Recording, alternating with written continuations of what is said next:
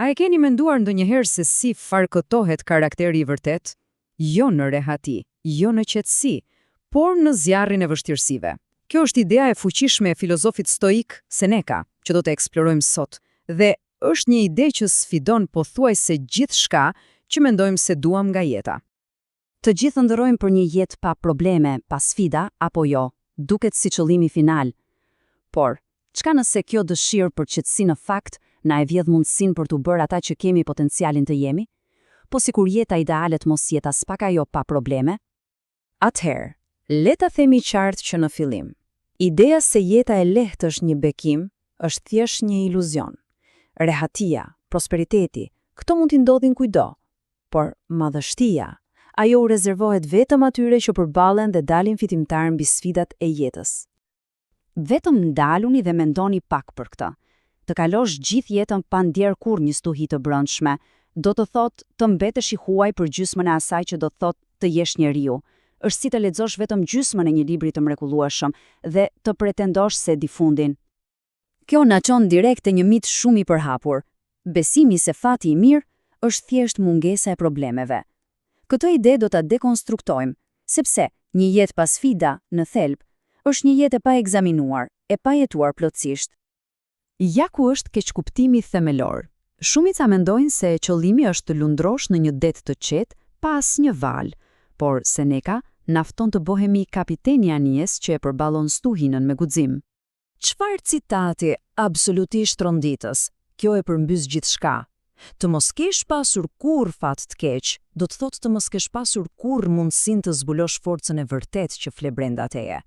Potenciali mbetet i mbyllur, i panjohur, jo vetëm për botën, por dhe kjo është më tragjikja, i panjohur për veten. Imagjinoni një atlet në lojrat olimpike, pas një kundërshtar. Sigurisht, ai e merr medaljen, por a ka fituar vërtet? As pak. Fitoria e vërtet, madhështia e vërtet, nuk matet me kurorën që mban në kokë, por me forcën e kundërshtarit që ke arritur të mposhtësh. Pra, si duhet ta shohim vështirësinë? Seneca na ofron një këndvështrim krejtësisht të ri. Mos e shih si një mallkim, shikoje si një stërvitje, stërvitja më e mirë për shpirtin. Le të jemi të qartë këtu.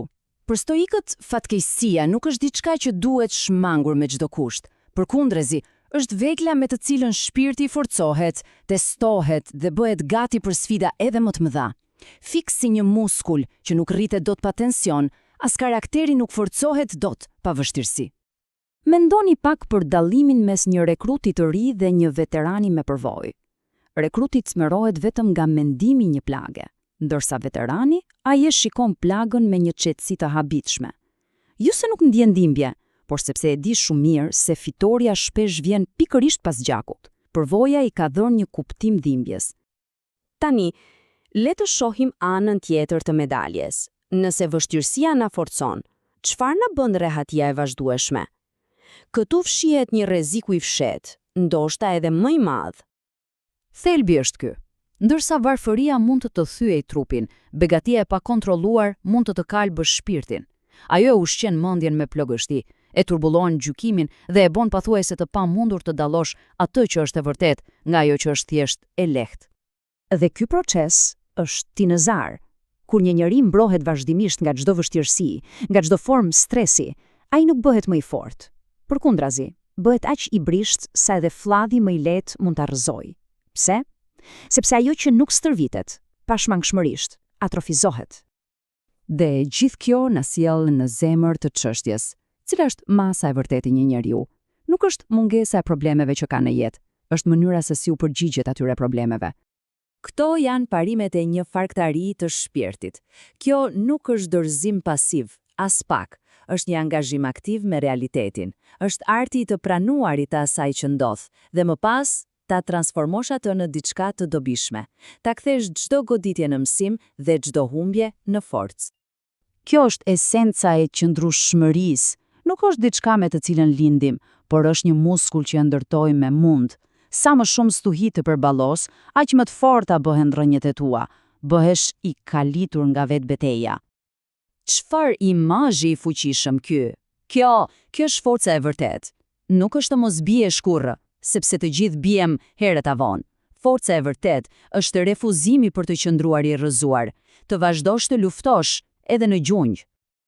Dhe tani, arrim te teza qendrore e gjithë kësaj filozofie. Mbajeni mend mirë këtë, sepse nuk është ngjarja ajo që na përcakton, por përgjigjja jon ndaj asaj ngjarje. Ktu qëndron gjithë fuqia. Gjëra që ndodhin jashtë, shpesh janë jashtë kontrollit ton, por reagimi ynë, qëndrimi ynë, ai është gjithmonë pa diskutim në duart tona. Kjo është përmbledhja perfekte. Në atë hapësirë të vogël, mes asaj që ndodh dhe mënyrës si përgjigjemi, pikërisht aty matet madhështia. Në atë zgjedhje, në atë moment, aty lind dhe farketohet karakteri. Dhe gjitha kjo na lë me një pyetje të fundit shumë personale. Mendoni për momentet më të vështira të jetës. A nuk janë pikërisht ato momente kur gjendemi përballë sfidës më të madhe, që zbulojmë se kush jemi në të vërtetë? Sepse aty, në atë përballje, njeriu më në fund bëhet i njohur për veten e tij.